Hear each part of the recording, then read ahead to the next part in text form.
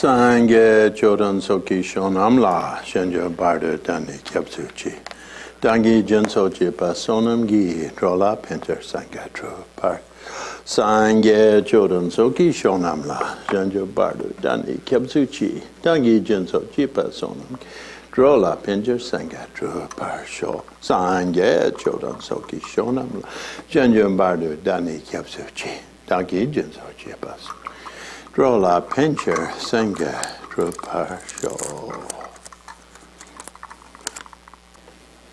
So as I mentioned earlier, usually with the Six Yogas of Naropa, one should have either Chakra Samvara or He Vajra empowerments, because both of those use the same tummo methods. Actually, it's often said that the tummo comes from both of those, a combination of those two, which is with a few elements simplified. Illusory body and clear light yogas come from the Guhya Samasha Tantra, but one doesn't require that initiation in order to do basic practice. If later on you do the 6-year retreat or the 12-year retreat, then the Guhya Samasha initiation might be required, depending on your, what you call it, worthiness. Are you worthy? Oh, worthy one. Yeah. So usually just He Vajra. So last night we did the Tagan. A number of people mentioned their dreams to me, and numbers remained mum on the subject.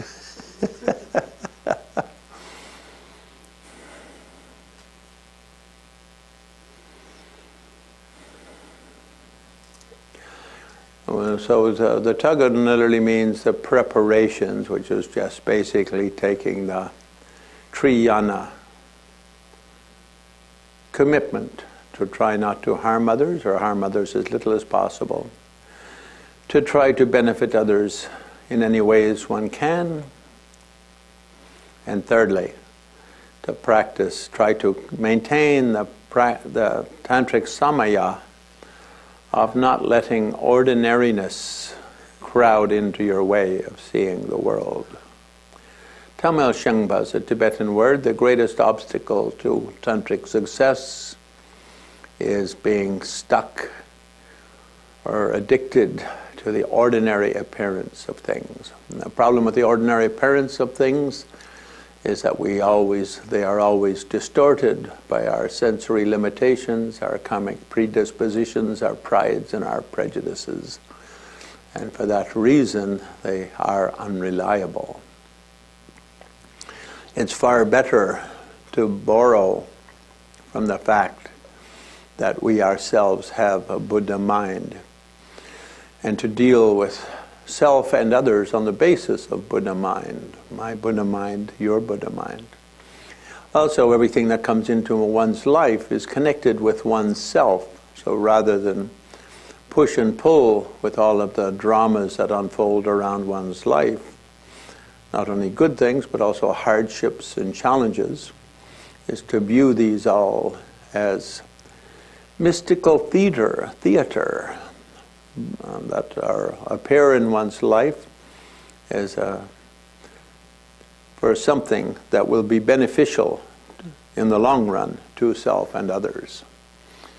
This is the way the Buddhas see things, so we try to borrow that view. And in all interaction, regardless of its pleasantness or seeming unpleasantness, to try to do so with playful deity yoga, with our rope lagi nojor, with a sense of our own humorful nature. I was very pleased. My opinion of American dentists went up some years ago. Cole Porter did that song, "Be a clown, be a clown. If you're a doctor, people will face you with dread. If you are a dentist, they will wish you are dead." So having listened to that song, I had a little bit of a mixed opinion of dentists, but then there was an accident on Mount Everest maybe 10 years ago, and so a disaster, and quite a few people died, but this one dentist who got stuck out in the middle of nowhere and had like fingers frozen off and toes frozen off and bits of his face. When he finally stumbled down to the camp, he said, "What's a man got to do to get a little help around here?" My opinion of dentists went way up. He spoke for the humorful playfulness of dentists worldwide. And I think the playfulness quality of Tantra in interpersonal relations is very important in terms of creating a platform for healing, communication, and conflict resolution. I think if, I don't know, whoever is the main American politician who doesn't like Putin, and then Putin would sit down for like 3 hours telling one another jokes, things could improve, or with all situations. Humor, playfulness, not ignoring issues that need solution, but looking for those solutions in playful, humane ways. So that's the commitment, main commitment of tantric practice, of tantric endeavor or undertaking. That level of our training, that's the main. So seeing one's body as pure light and energy, and the bodies of others similarly pure light and energy. The world itself as pure wisdom energy, the flowers and the trees and the mountains. We often say the 5 rainbow wisdoms. And having done that yesterday with refuge, the bodhicitta, and the tantric precept, we can go ahead with empowerment. Empowerment here has 4, the vase empowerment and secret empowerment, wisdom awareness empowerment, and direct pointing, or often simply called the word empowerment, but it really means secret direct pointing empowerment. The vase often given 11 stages, and so it's the longest one, but we'll sort of trot through them at a quick pace. And they could be done for over a period of some hours or even a period of some days with the vase empowerments. Of the vase, of the 11, the first 5 are known as the empowerments of the trainee.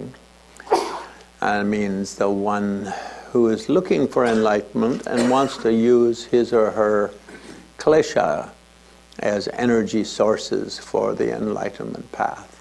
And therefore this is really the transmutation of the 5 kleshas into the 5 primordial radiances or primordial wisdoms. And the transformation of the 5 skandhas into the 5 Buddha families. We always begin by making a mandala offering. In the Tibetan world, they hold the hand like this, and they think, I hold up this whole universe together with the great mountain Meru at the center and everything in the 4 directions, sun and moon above. And I send it forth as a offering. And I hold it up as a pure land or a paradise, and I send it forth as an offering so that all living beings may learn to see their lives as a paradisical unfoldment. Then we go, Idam Guru Ratna Mandalakam Niryatayami, and we go, shh. And the whole universe is in a great cloud of kaleidoscopic energy, sort of flows out. The expression goes Samanta Bhadra offering. Then we request the first of the 5 empowerments, which is Akshobhya. Lama, Wankor so, Lama, Wankor so, Lama, Wankor so. And again, we could do it in the 8-line extended version, but then we wouldn't finish at 3:15. We would finish at 5 or 6 o'clock. And there could be blood. And having made the request, we look at the one giving empowerment, and it looks like Chakra Sambhara and consort. And then he sends out lights from the hung at the heart. These go out and fill all universes and bring back all enlightenment energies, all Buddha's bodhisattvas energies, past, present, and future of 10 directions. They come and fill the sky, and then they enter into the vase. And the vase water, before doing the empowerment, one does a thing called bumpa trubba, which means transforming the vase water into enlightenment nectar. So one simple little taste of it gives rise to a complete enlightenment awareness. Nice recipe. Could use a little more salt. And so it was called the vase empowerment, these first 11, because with each of them, the Lama goes whoosh, whoosh, whoosh, like that. Or in the old days, for each of them, you walk around with the vase and touch it to someone's head. And the vase here represents the ocean of wisdom of the tradition from the lineage masters of the past throughout the centuries. And so often it's said when we receive instruction and practice, it should be like water poured from one vase to another. So the other vase is completely emptied of all water. In other words, back to the time of the Buddha, the enlightenment technology or enlightenment teaching or method was transmitted to students. They achieved enlightenment, and then they transmitted to the next generation, and they achieved enlightenment, and so on over the centuries. Until today, each one water being poured from one vase, one human being, to another vase, another human being. And in that way, the lineage has came down to the great masters in India, like Naropa and Tilopa, and with Marpa bringing to Tibet, and coming to Milarepa, and so on, down through the centuries, and coming down in the many lines, many lineage holders that hold that lineage today. I think today there's probably 100 or 200 peoples holding that lineage very, very strongly. So it's still a strong lineage of practice and realization. And so then from my heart, hung lights go out and fill the directions, and all the Buddhas and Bodhisattvas come back, and they come back in the form of Vajra, Akshobhya. Akshobhya means unmoving. Mi, kupa in Tibetan. In Sanskrit is usually a negative. Like Amitabh Bachchan, the great Indian actor, I'm sure you all know him well. Means no boundary to how radiant he is, Amitabha, but it goes borrowed from Amitabha Buddha, that name. Sort of like one of my Mexican filmmakers' name is called Jesus. He's not the first one with that name.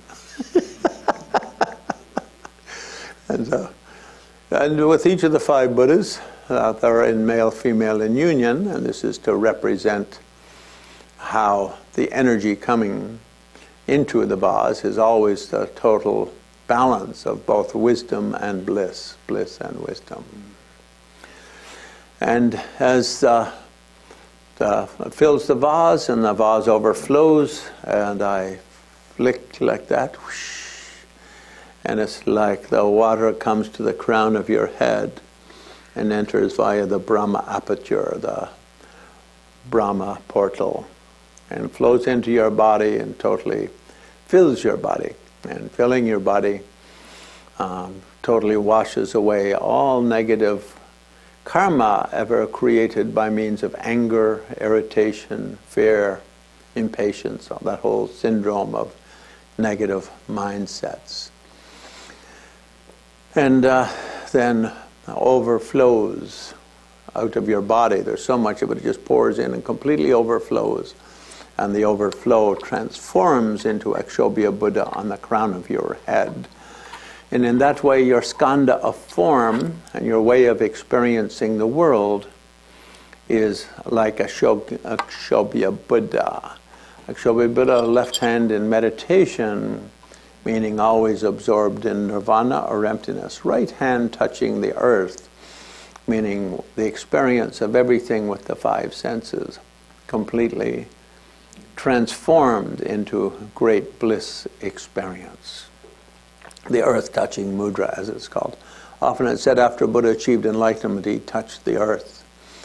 And the meaning is, one's enlightenment isn't a frivolous hyperbole or a mere figure of speech, nor a fantasy, nor a fiction, nor some sort of reification or creation, but rather is a simple knowledge or wisdom, understanding things as they are, the world as it is. So I'll ring my bell and chant a little bit when I do that, and you guys have that sense. And then your skandha of form transforms into Akshobhya Buddha, and the klesha of anger, irritation, impatience, and the fear that comes from violence and so on. All of that is completely, the negative energy of that completely purified. And that klesha transforms into the wisdom that experiences all things as radiantly beautiful as images reflected in a clear mirror.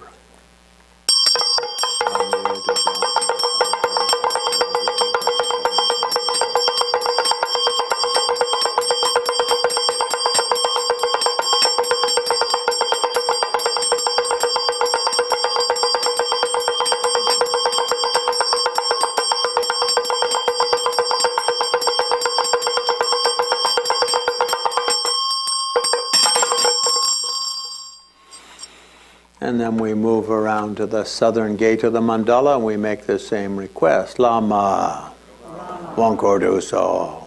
Lama, Wankortuso. Lama. How many more times? Wankor, tu, so. And here, from the east, from the south, then Lama, from my heart, as He Vajra and consort, lights go out, fill all the universe, and bring back all Buddhas and Bodhisattvas and enlightened beings and so forth, and they all come in the form of Buddha Ratnasambhava and consort, yellow in color.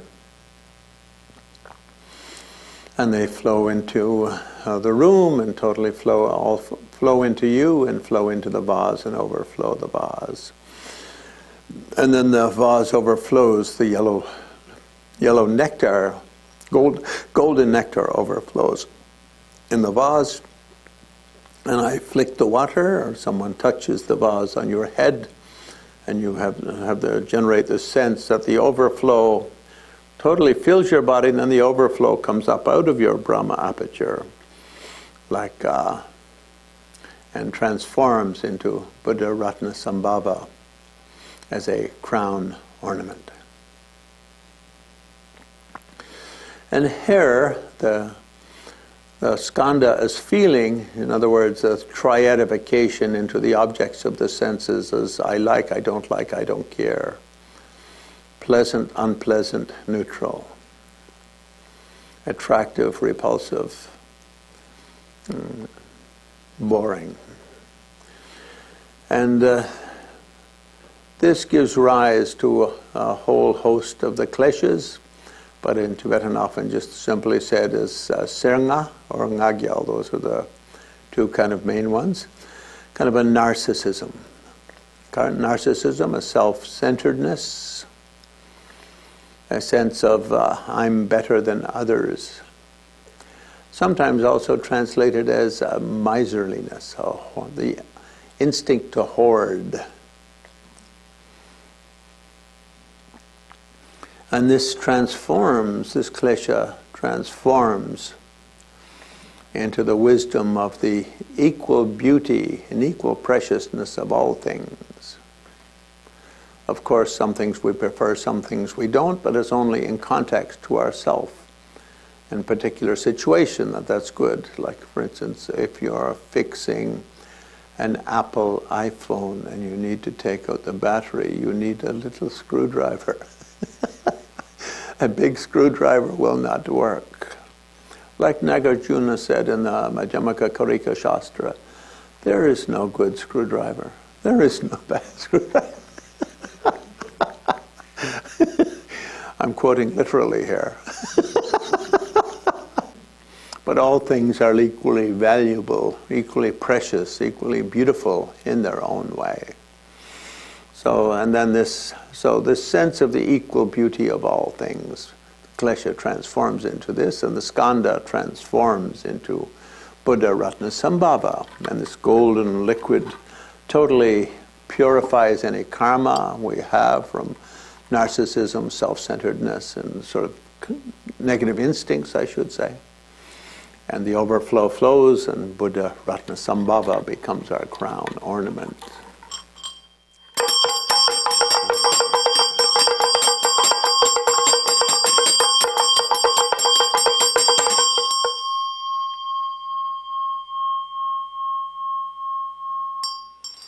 And third, we go around to the western entrance to the mandala, and we look inside and request empowerment. Lama, Wankorduso, Lama, Wankorduso, Lama, Wankorduso.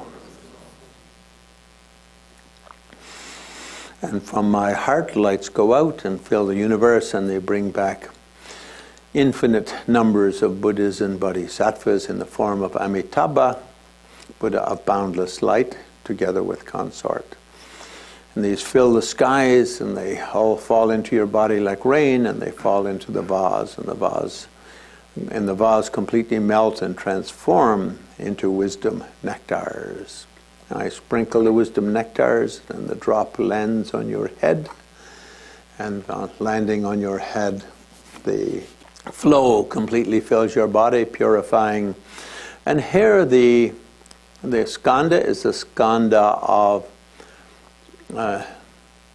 individuating perception, often just translated as the skanda of perception, but our ability to distinguish between Glenn the Great and Dalai Lama the Great, or Glenn and a table, or a pot and a pan, and so on. And this totally transforms and becomes the skanda of all perceiving awareness. The ability to distinguish all the way to the true nature of the ultimate level of reality, or shunya, emptiness, or an anattama, non-self of self, non-self of others, emptiness of the three circles, self, others, and interaction. And this skanda transforms into Buddha Amitabha, the red nectar. Lama sprinkles, and the red nectar touches our head, and totally fills our body, and the overflow transforms into Amitabha Buddha. So Amitabha Buddha, both hands are in the meditation posture. So left is in the meditation of emptiness, and the right, also in the meditation posture, is the ability to experience the infinite diversity of things without any distortion. Amitabha becomes the third of our crown ornaments.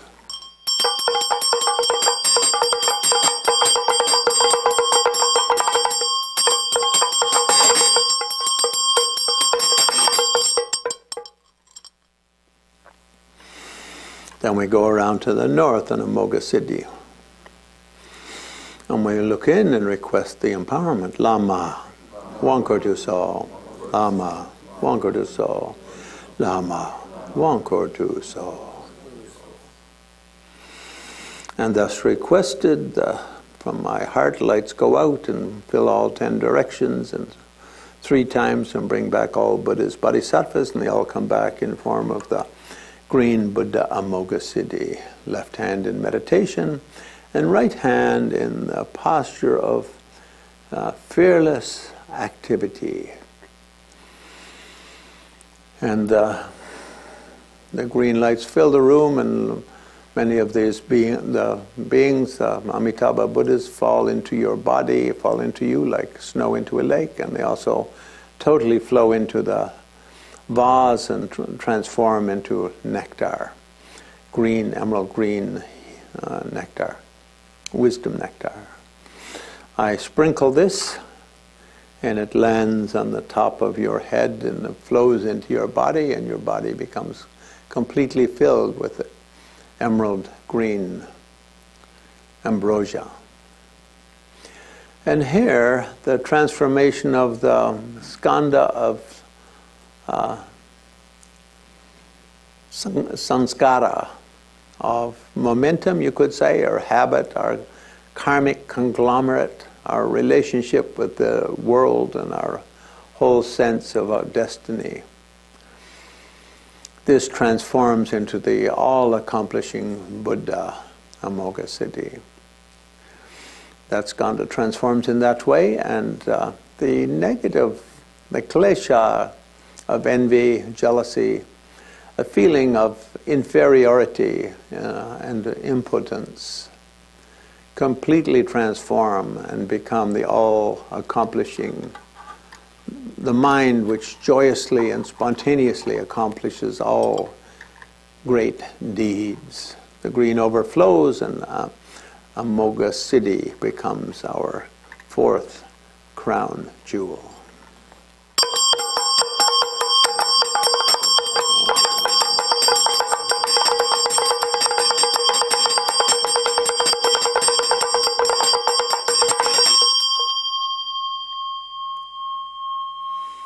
And then we come back around to the east, and we look in again, and at the center of the mandala, the Lama, we make the request, Lama, Wankur Tuso, Lama, Wankur Tuso, Lama, Wankur Tuso.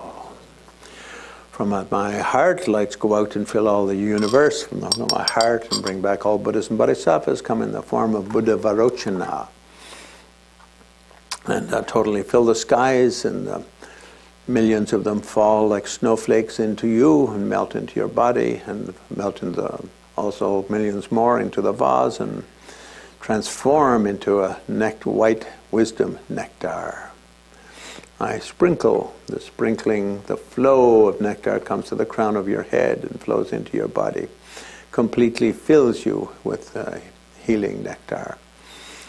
And here the skandha of consciousness transforms into Buddha Varochana. And the klesha of avidya, ignorance or not knowing or wrong knowledge, and all of the associate mind states like confusion and bewilderment and over-conceptuality, all completely transform and become a wisdom of the Dharma Dhatu. Wisdom of Dharma Dhatu means wisdom of the natural harmony of being, the natural balance of the world.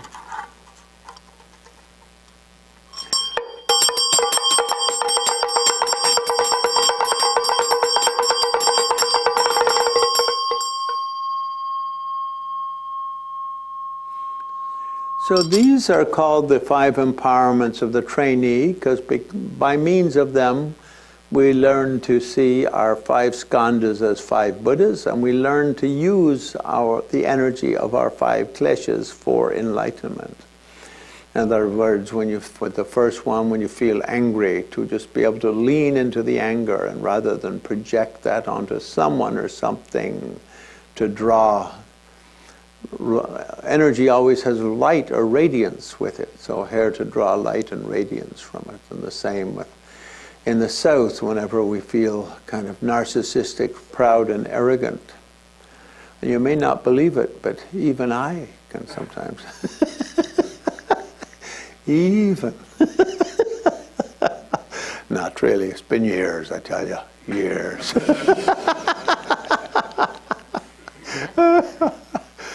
But when one gets that feeling, to just take it as a feeling of strength and preciousness, and to understand that all beings have that same feeling of self-worth, self-importance, and it doesn't reflect anything other than an energy fluctuation, and to transform that feeling into the equal importance of all things, the equal preciousness of all things. And with the klesha of desire, lust, neediness, craving, all of the share of the 84,000 klesha that go under this topic of duchak. One sticky wanting, duchak in Tibetan, sticky wanting. And everyone wants all things, of course, and that's a very natural thing. We see something beautiful and with a feeling of appreciating it comes, but instead of getting stuck in the sticky wanting, to transform into radiant admiration or radiant experience, experiencing all things with great joy and great passion. And coming along to the fourth, we all sometimes feel some jealousy and envy of other things, others. That might make us feel a little bit impotent or a little bit weak or powerless or less or so on and so forth. Just like feeling proud is better than others is not a good thing. In the same way, feeling less than others is not a good thing. Feeling arrogant, like swaying over others, is not a good thing. Looking at others as way, way, way better, superior. So here, just to transform, feel that energy of admiration of the good qualities one sees in others and in the world, and transform it into a pure, accomplishing energy. And finally, occasionally one feels a little bit lethargic, bewildered, confused, delightful, delicious, and delovely. And to transform these into pure awareness of the natural balance or natural harmony of things. So it's called the initiations of the trainee, because those are our challenges.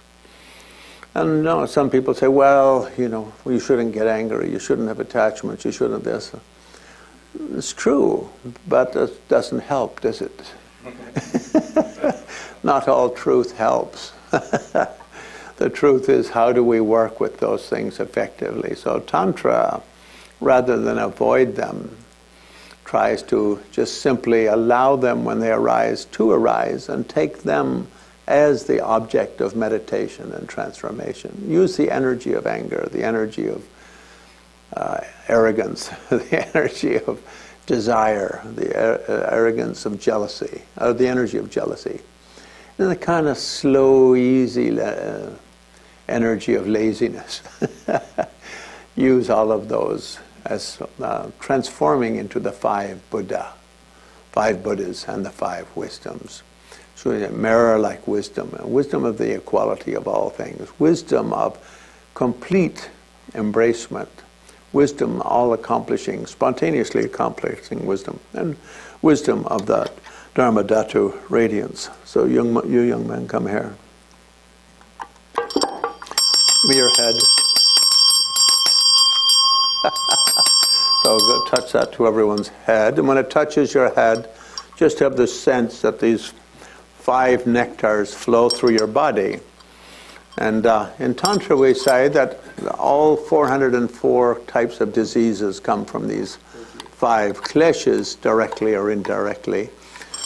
And feel that this energy fills you, and just like every master through the past, from the time of the Buddha, has learned to, who is part of this lineage of transmission of Vajra, learn to use the klesha as a way to enlightenment. In that same way, you become an embodiment of the five Buddhas, your five skandhas, the five Buddhas, your five kleshas, the five wisdoms.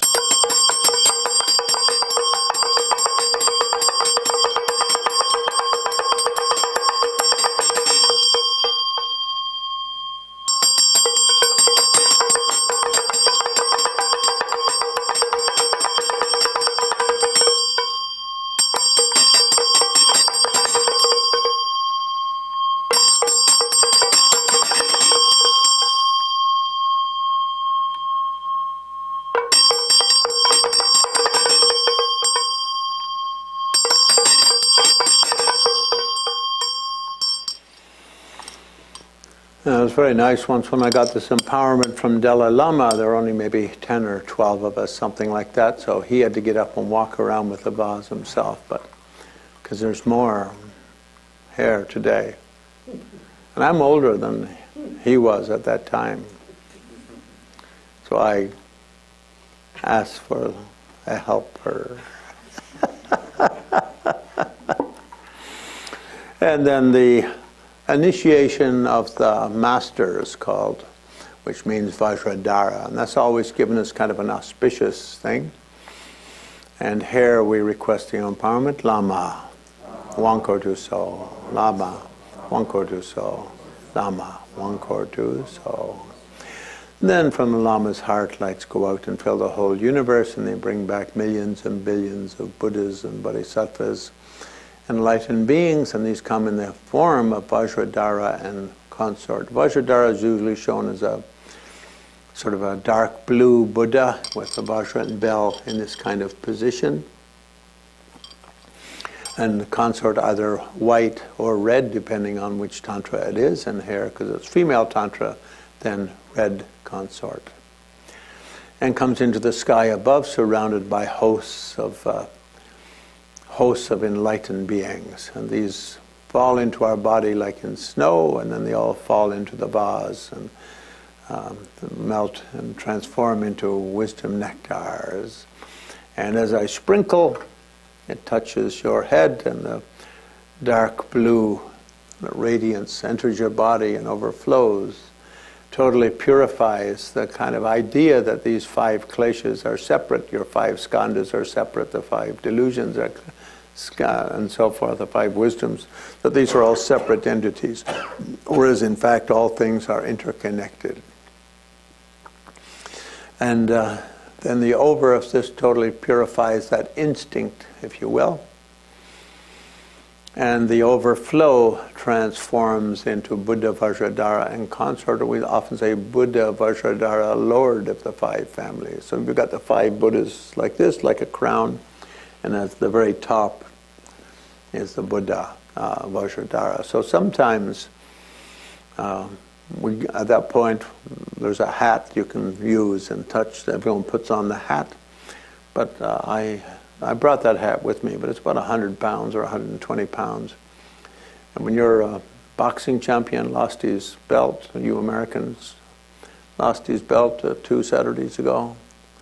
He used the excuse that he came in wearing a hat and a jacket which was too heavy, and so it wore down his legs. So I decided not to use that hat today. We'll just visualize. But as I ring the bell and the drum and so forth, you just put your hand like this, and imagine that you take the Vajra of great bliss and the bell of the wisdom of the infinity of being, and you bring them together at your chest. And it said at that time one takes a precept in never to separate Vajra and bell, never to lose Vajra and bell.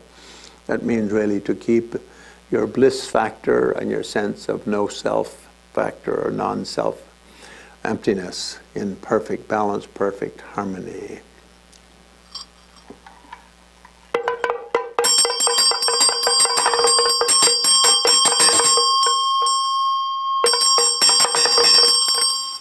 And sometimes one hands out the Vajra and bell, and then everyone individually picks it up and holds and goes like that and rings, but because of the coronavirus, I don't want you guys putting your germs on my Vajra and bell.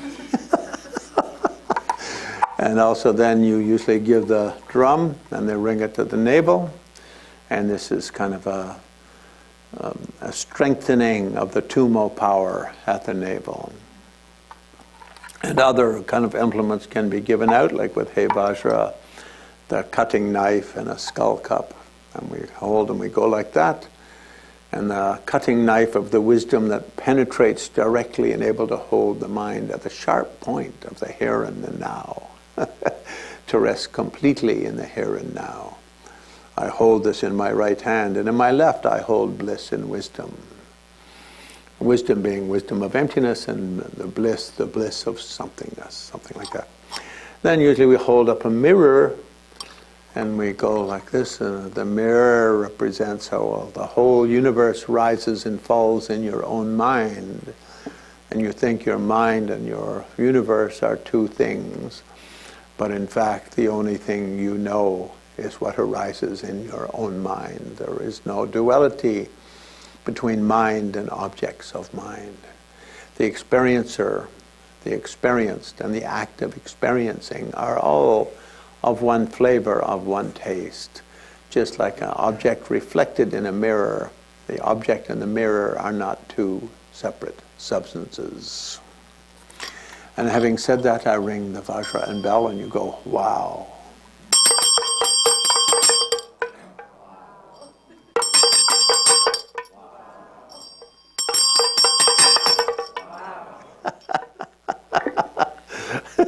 And then the mantra transmission. And here we basically just do two mantras. Mantra of the male, the mantra of the female, often known as the mantra of the father, the mantra of the mother. And so now you guys look like Hey Vajra and consort. I look like Hey Vajra and consort. We both got our happy little crowns with the 5 Buddhas and Buddha Vajradhara at the top. And we're both stylish. We're like up to the... We could even like make a hit in the Manhattan nightclub down the way. We are so stylish. And when I recite the mantra with the first recitation, we think that my heart is a moon disk, and standing upright on that, the mantra of the male, and the heart of the female, the mantra of the female. And as I recite it, it flows from my heart to your heart and takes up a stance on your heart. And from that, so in this is how the mantra of the practice has been passed generation to generation. This is what Dalai Lama did when I received it from him, and what he did when he received it, all the way back to the Buddha. Every mantra is usually, in Tantra, is passed like this. So ready? A 1, a 2, a 1, 2, 3, 4. Om. Dava. Pichu. Vajra. Hum, hum, hum. Pe. Soha. Om Dava Pichu. Vajra. Hum, hum, hum. Pe Soha.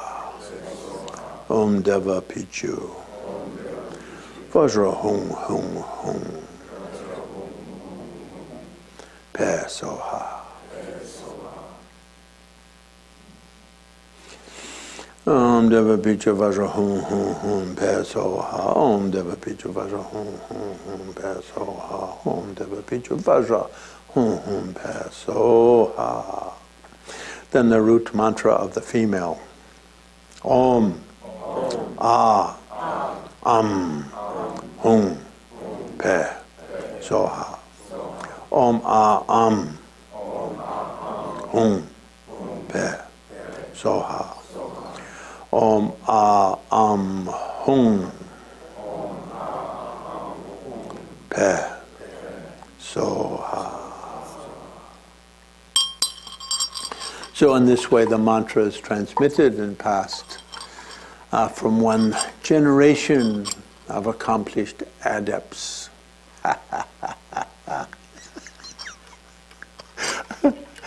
to you local yokels.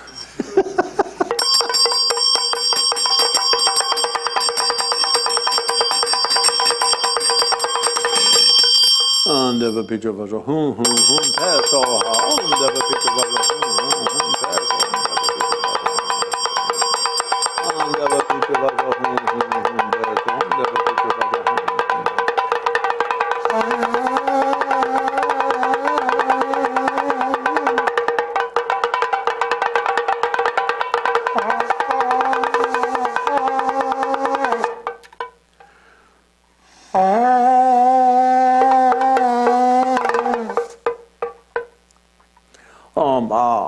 hum Pe Soha. O hum Pe Soha. Hum Pe Soha.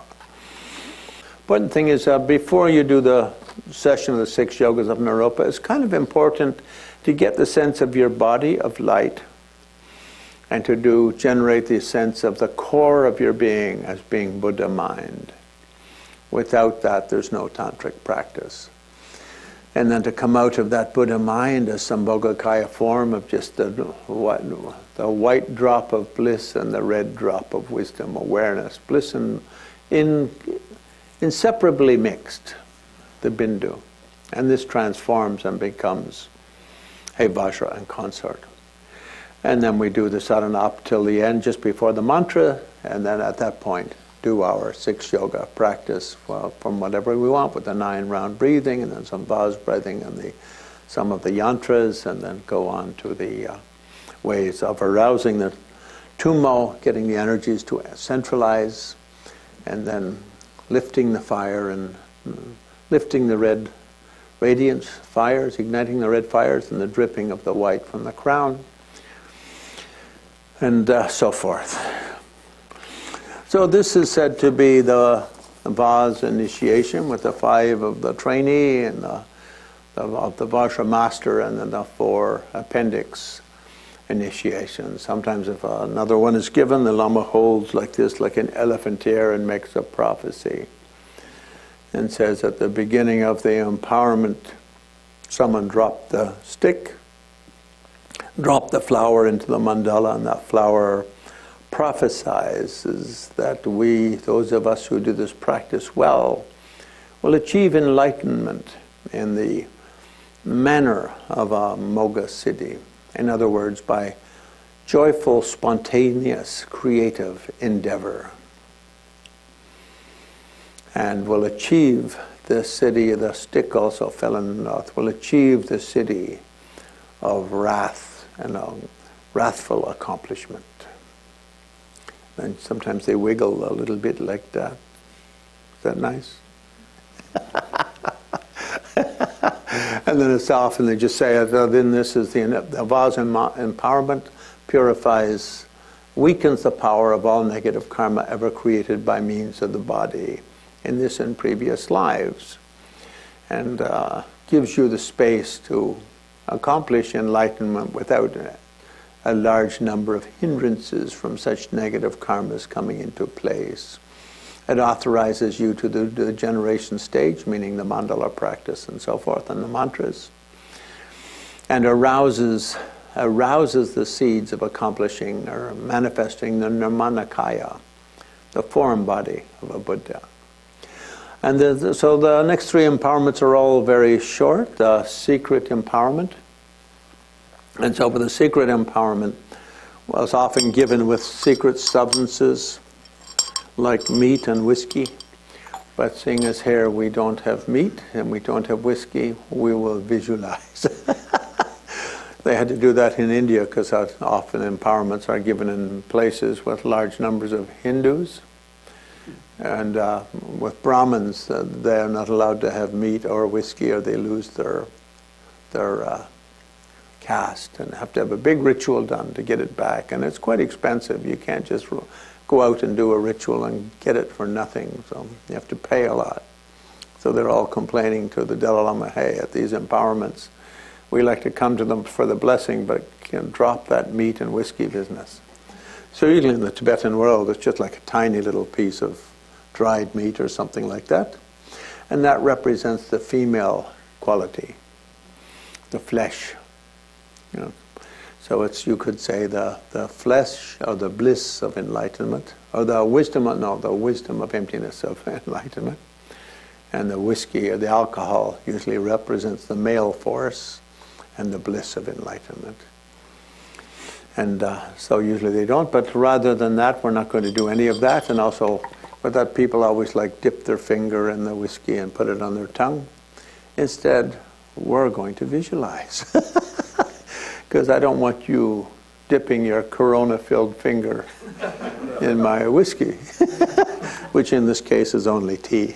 But anyway, tea visualized as arak. And so you request the empowerment. Lama, Wangkorduso, Lama, Wangkur du so, Lama, Wangkur du so, Sa Shi, Buki Shusha Metro Tram, Rira, Bling Shin Yidap, Kamba, Di Sangye, Shindo, Migdo, Bawaki, Rongun, Nana, Shinla, Shopar, Souls. And this empowerment, again, like with all, can be done in very complicated forms or very easy form. And the easy form is the Lama sits in meditation and brings the tummo force together in his body, uniting the white and red drops.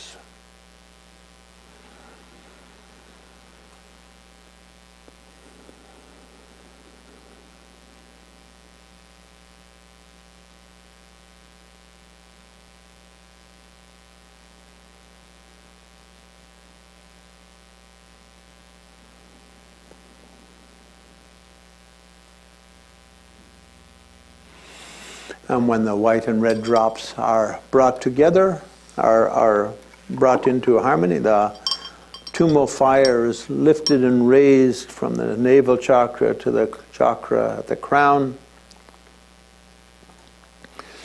And the white drop is brought down and the four blisses are invoked.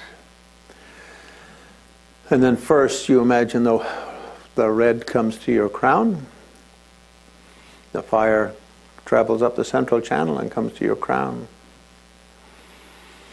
And then the white drop descends, coming to the throat chakra, and invokes bliss.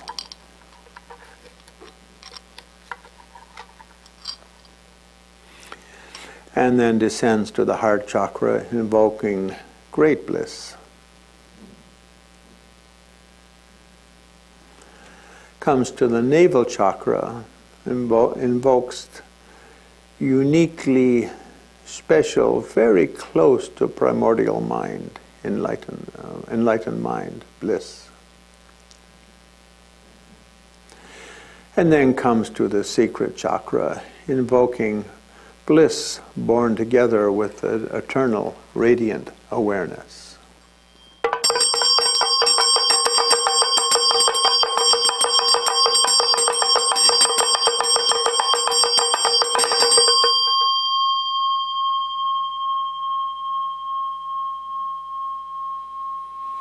Then one reverses the flow and brings the drop back up to the navel chakra, invokes bliss. Back up to heart chakra, great bliss. Throat chakra, bliss, very unique bliss, very close to eternal mind. And finally, crown chakra, invoking the primordial, the innate bliss which brings together both complete ecstasy and the mind of eternal radiance.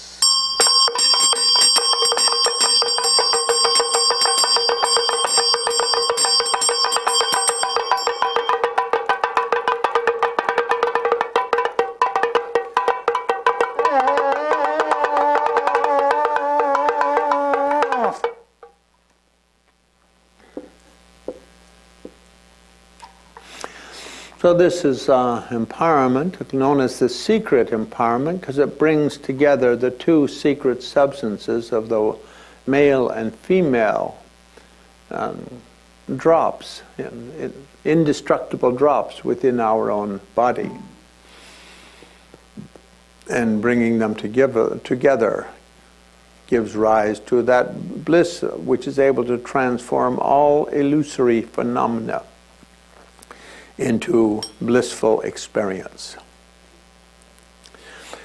Receiving this empowerment, it's said, purifies all negative karma ever generated by means of emotion, thought, and speech.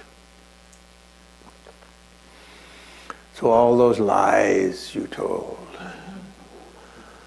all those harsh things you ever said about this or your previous presidents.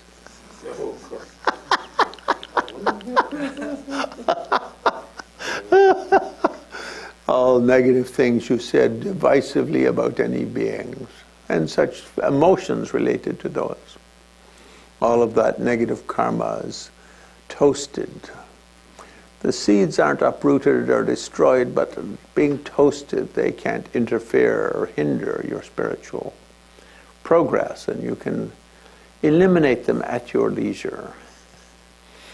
And in terms of authorization, you become authorized to practice the tummo, and with tummo, the illusory body side of the tummo. And the seeds for accomplishing the sambhogakaya, or bliss body of a Buddha, are aroused.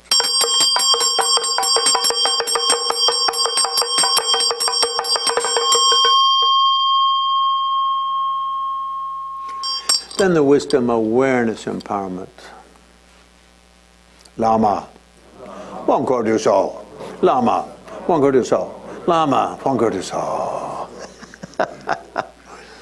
And then within your own body, you look at your own body and your chakras and nadis, yourself as male, female, Vajra, He Vajra, and consort. And arousing the tummo fire in your navel chakra, the fires shoot up the central channel and touch the white drop in the crown chakra, and then the white drop descends and comes to the heart chakra, and the red drop from below rises and comes to the heart chakra. The two come together, white above and red below, as an indestructible drop at the heart, and between them the little syllable hung, a sort of a lapis lazuli blue radiance.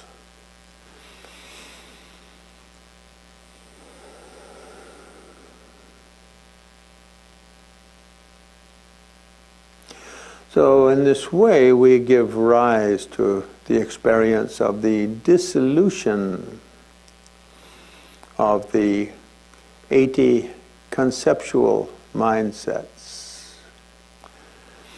Those 33 energies that support anger and irritation, impatience, all of these are dissolved, and that klesha no longer is active. And the 40 kleshas attached with craving and desire, those energies supporting those klesha, 40 klesha, are dissolved. And those mindsets can no longer arise. And the 7 supporting avidya, or ignorance, the various forms of unknowing, like confusion and wrong understanding of self, those also no longer arise. And going through the sense of no self, at the other end, a great radiance dawned, which is the primordial, timeless mother clear light mind, the essence of your own being.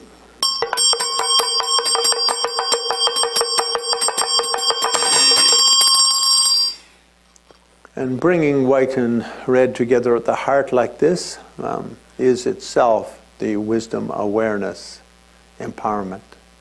Purifies all negative karma ever created by means of the mind, or at least renders it impotent. And we are authorized to do all the meditation practices of tummo connected to the radiance or clear light mind, such as Mahamudra and so forth. And the seeds for accomplishing the Dharmakaya, or wisdom body of a Buddha, are activated.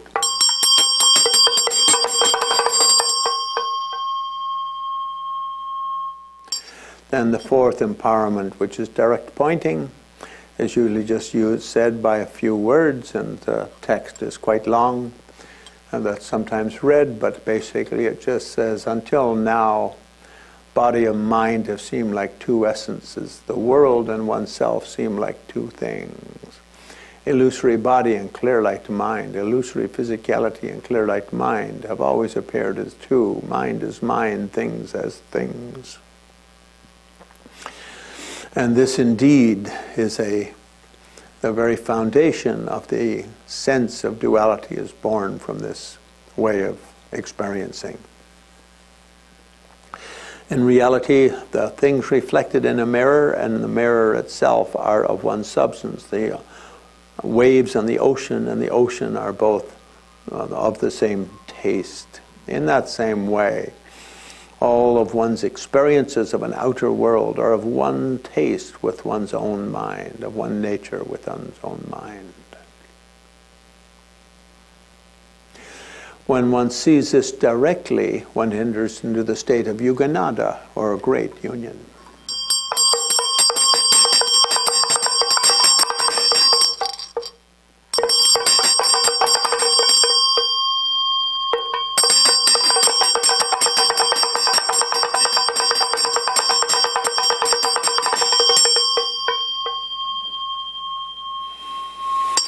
And by receiving this fourth empowerment, all negative karma connected with the inseparability of the three kayas, body, speech, mind, body, emotion, mind.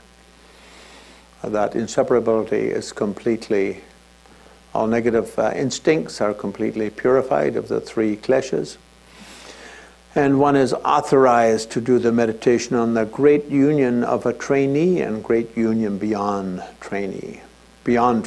In other words, to do the meditation that shows directly the nature of enlightenment, the nature of subject-object, and achieve that state of Buddhahood in this one lifetime.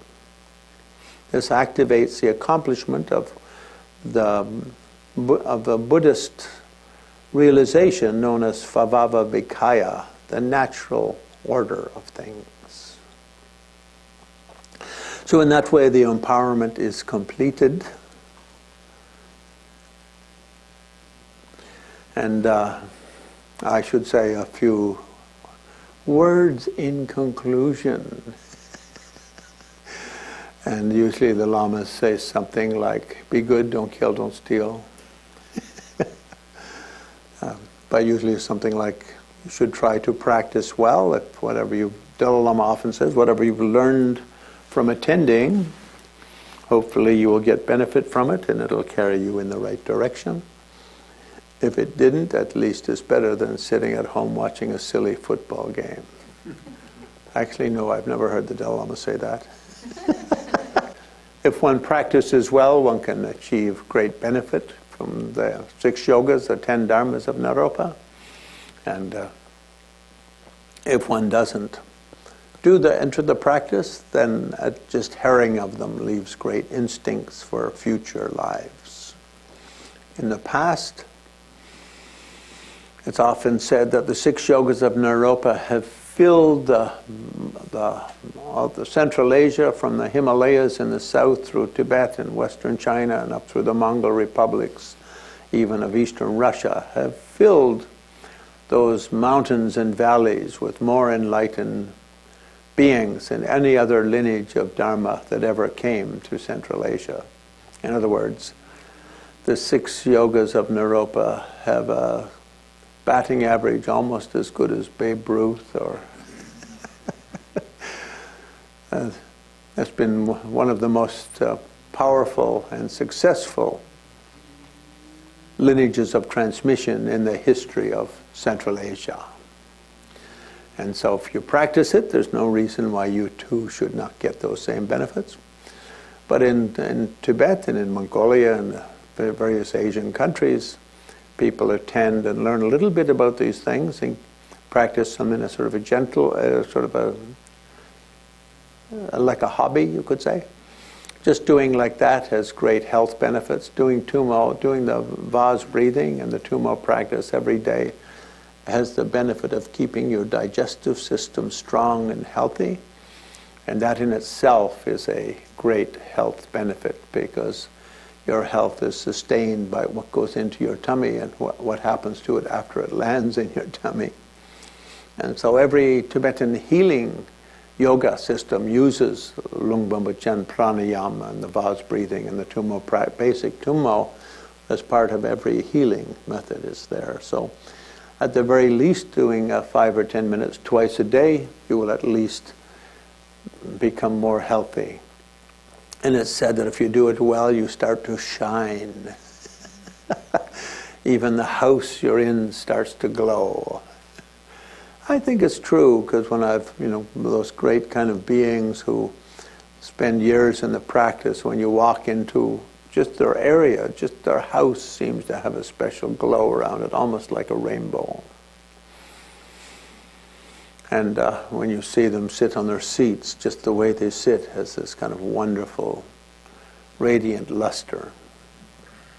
So we get to pick up a little bit of that just from a simple 5 or 10 minutes twice a day practice, and to maintain great health and well-being. And by raising the fire from the base of the central channel to the crown of the central channel, then the male and female drops in the 5 chakras enter into balance and harmony. So when you get angry, we say it's because the male drops in the crown chakra are too strong, in balance, out of balance with the female. Or if you feel a little bit kind of vulnerable, it's because the female have overpowered the male. Both in balance, you'll have the correct, perfect balance of a sense of strength and fearlessness, and at the same time a sense of carefulness.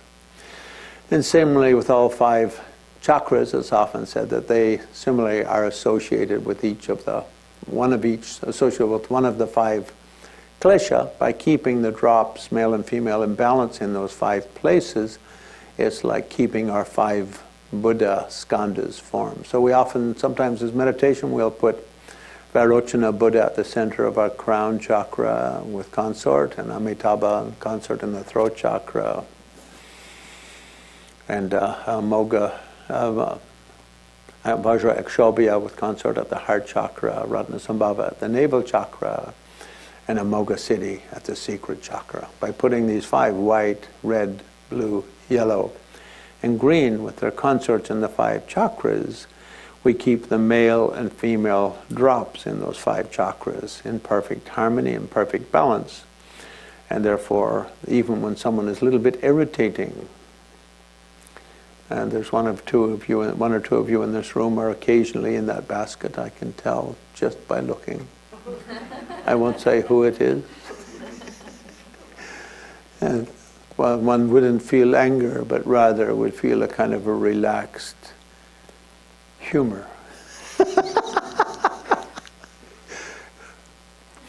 So we'll finish there. We're at 2:15. We want to finish on the button, don't we? We're on the button kind of a guy, kind of people.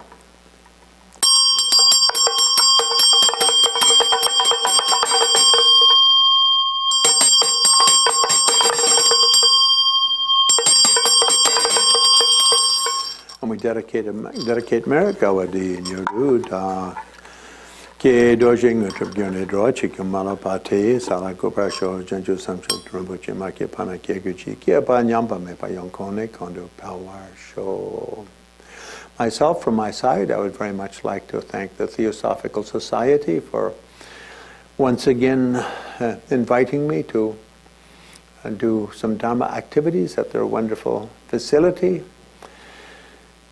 It's been about 30 odd years. I think I first came here in 1986, so over 30 years ago that I've been coming almost every year. 1 or 2 years I couldn't, but except for those 1 or 2 years. I've been able to come every year, and it's always been very wonderful to have that honor and privilege. Thank you.